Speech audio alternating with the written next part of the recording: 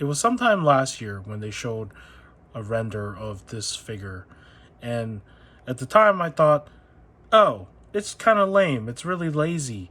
It's just a different head on an older body buck for a Green Lantern figure that they've used before. And so I didn't really care for this figure.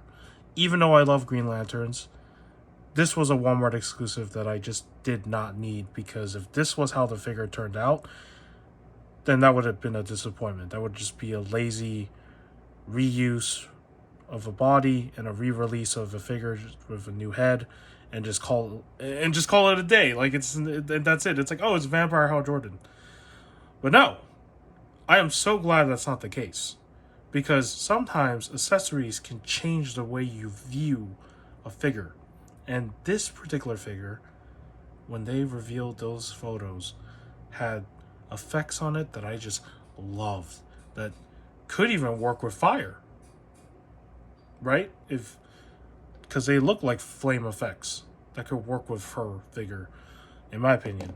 But she doesn't have any pegs on the back for that. Before I get into that, I will, again, like my last video, preface this, because there is no information on set card about what the story is, outside of the fact that I guess it's just literally vampire apocalypse of some kind, from what I can understand from what I said in the last video with the Shazam. That is all I can say. As for the art that they use for the card, that is a very nice piece of art. I kind of feel bad that I threw the box away. I should have not, but it's too late now. It's already been months. And for the back of the card, all it just says is who Hal Jordan is. So for those who don't know who Hal Jordan is, once again, Hal Jordan was summoned to the crash wreckage of a spaceship belonging to Abin Sur, a member of the Green Lantern Corps. Upon his death, Abin entrusted his ring and duties as the Green Lantern to Hal Jordan. So, that is basically who Hal Jordan is as a character in DC. One of the popular Green Lantern characters, next to Kyle Rayner, Jon Stewart, and I guess even Guy Gardner. And let's just throw in Simon Baz and also Jessica Cruz as well. Other characters that I like in this story. As for the figure, why did I say certain accessories can make something stand out? Well, if you look at his hair sculpt, it is one heck of a hair sculpt. It's literally like it's on fire. It's all green and transparent.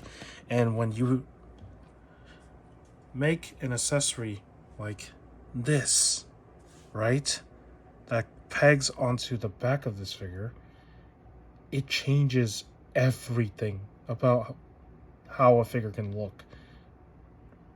And on top of that, he also has this effect that goes on his ring hand. So let me put those effects on so you can see what I'm talking about. So this body buck has a hole on the back for a reason, because the first figure that had this body mold was the Jon Stewart from the Rebirth release, right? The Jon Stewart from the Rebirth release had a good amount of accessories that came with it. And the second time this body was reused was for the Hal Jordan and Dawnbreaker 2-pack. And then after that, this body was recycled 2 more times for Jon Stewart. One with the Endless Winter Wave, where they repainted his glove, and then the glow-in-the-dark version. So, do I like this body buck? It's okay. It's stiff, unfortunately. Like, on this side, the arm for all my copies are stiff. Like, I can't lift this. I have used hot water to loosen it, and then it just freezes back up again. So, not a fan of that, right?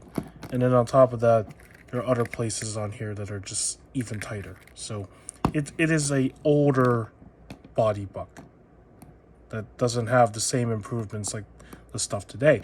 However, if you're saying that, I'll save this for the articulation. I'll save it for that. So let's not jump ahead. Now, for aesthetics, let's put these things back on him. So as you can see, there's a peg right there, right? Once you peg that in, this stays on him. And then this just clips onto his hand. So let me try to, there we go, to match it. Yeah, there we go.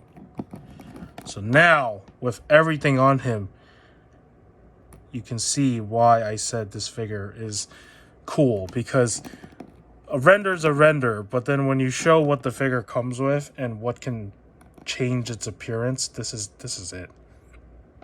Excuse me. This is how you make a cool vampire figure.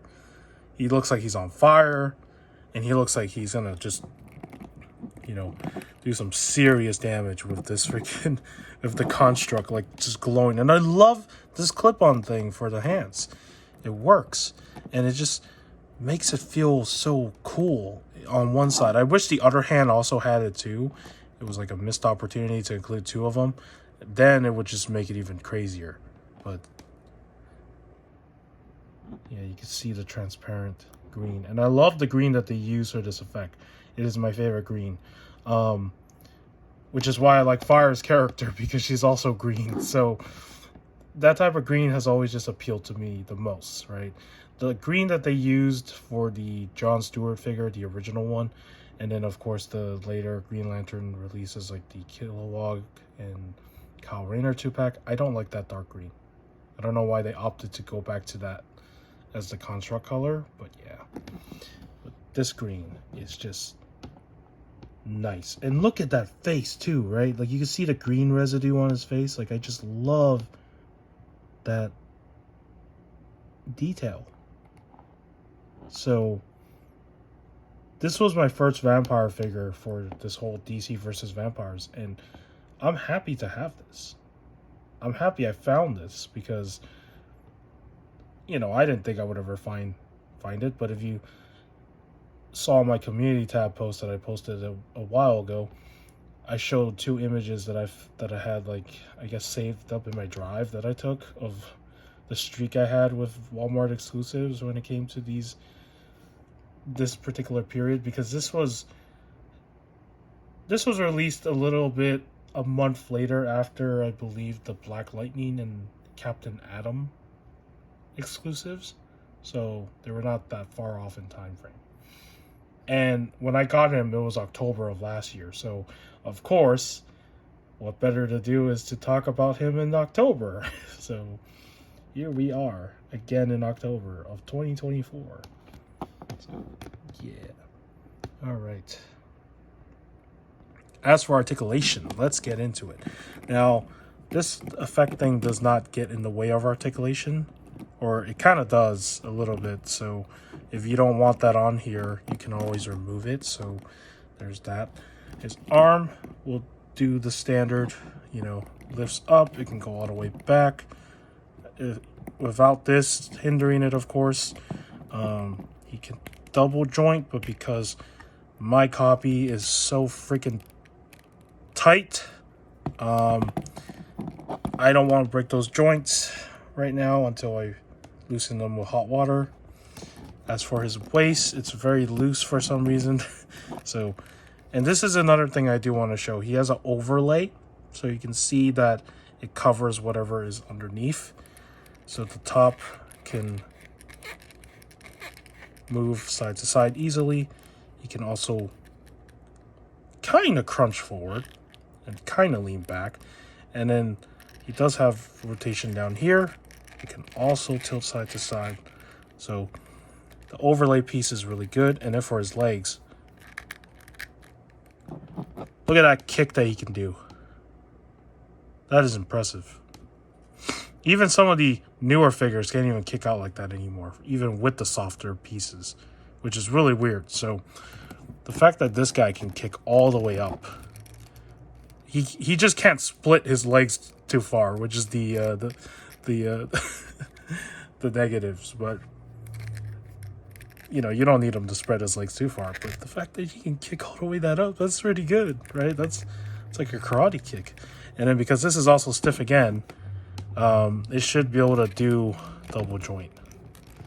And then his feet, usual feet articulation, and then toe articulation. So yeah, articulation is pretty standard on this guy. He's not like having the most craziest of articulations. So, and for comparison, we might as well have him again in the video. Hopefully he doesn't fall. Please. We must bring back the Shazam. So for those who did not see the Shazam review video, well, you get to see the two of them here side by side, closer, because I didn't do that in the last video. And yeah, they look good together, honestly. So for those who are fortunate to have a vampire shelf going with all the vampire releases, you people are lucky. I wish I have the other ones too. I did not buy the Batman when I saw it at the Frankincense because it was like $50, and at the time I was like, I don't know if I want to pay $50 for that.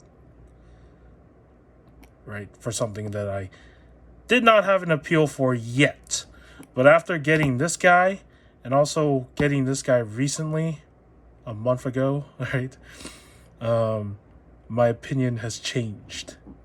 And I would like to have more of these figures now. So hopefully going forward, if they make any more from that comic, I can get those releases. And if I do ever decide to try to go back for the first two releases, and even the Robin and the Nightwing, then I'll see what happens. But for now, this is where it is. So for the second figure of the monster deemed, I have to say the vampires have been very appealing to look at, and this will always remain on my shelf as one of my favorite horror theme style characters, right? This particular figure. Shazam is cool, but I think Hal Jordan with the flames and everything is even better. So with that said, I hope you enjoyed this review of the Vampire Hal Jordan. And if you are a fan of Green Lanterns, would it be cool if they made a bunch of vampire Green Lanterns? I don't think that will ever happen, but I'm just saying, if that was a thing, that'd be sick. Speaking of themes, though, that they could tackle, I hope they do. It would be cool to see deceased figures, zombie figures of DC characters, because that comic run was pretty good. So if they turn any of those zombified versions of the DC characters into figures, I would be so down for that. And hope to God that it's not these Walmart exclusive like this current vampire thing. So one can hope, right? One can hope. So with that, I hope these first two videos of this theme that I want to focus on has been fun for all of you who have watched and stuck around. And with that, I will see you in the next monster theme review. Take care.